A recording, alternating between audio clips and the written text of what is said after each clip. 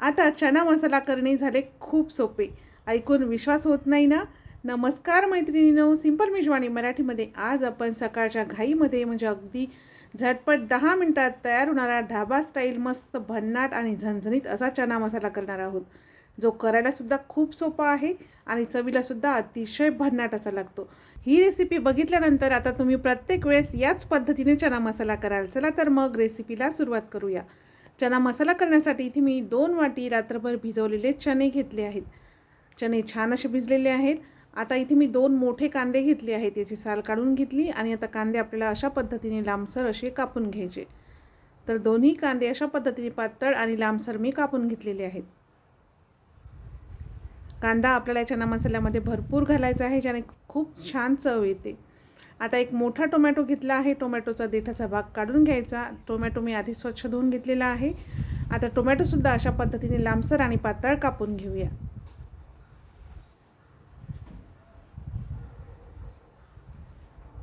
तर टोमॅटोसुद्धा छान लांबसर असा कापून घेतलेला आहे. आता एका भांड्यामध्ये भिजवून घेतलेले चणे घ्यायचे आहेत. यामध्ये चवीनुसार मीठ घालायचं. 1 चमचा लाल तिखट घातला आहे. लाल तिखट तुम्ही तुमच्या आवडीनुसार कमी जास्त करू शकता. 1 चमचा धनेपूड घातली आहे. अर्धा चमचा गरम मसाला घातला आहे. अर्धा छोटा चमचा हळद, 1 चमचा आल्याचा कीस घातलेला आहे. 2 ते 3 लांबसर कापलेली हिरवी मिरची, थोडीशी कसुरी मेथी घालायची आहे. याने सुद्धा खूप छान अशी चव येते. त्यानंतर लांबसर कापून घेतलेला कांदा आणि लांबसर कापून घेतलेला टोमॅटो टाकायचा.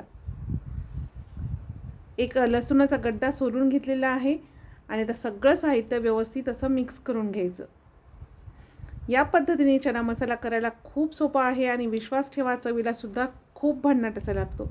तर बघा, सगळं साहित्य व्यवस्थित असं मिक्स करून घेतलं.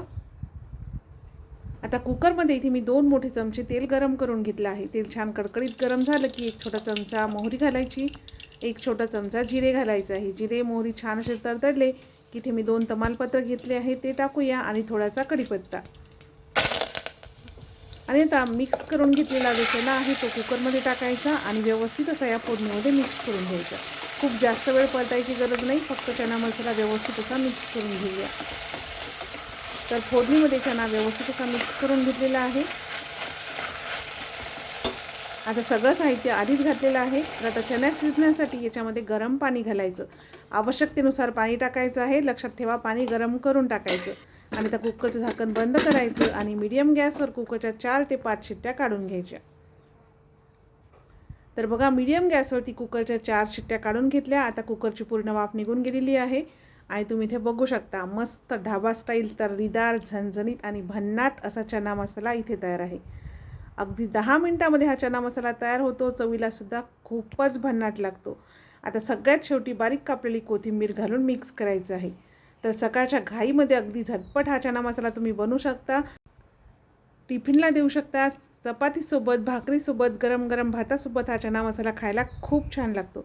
तर तुम्हीसुद्धा या पद्धतीने घरी चना मसाला घरी नक्की ट्राय करा आणि कसा झाला ते कमेंट्स करून सांगायला विसरू नका. रेसिपी आवडल्यास लाईक आणि शेअर नक्की करा.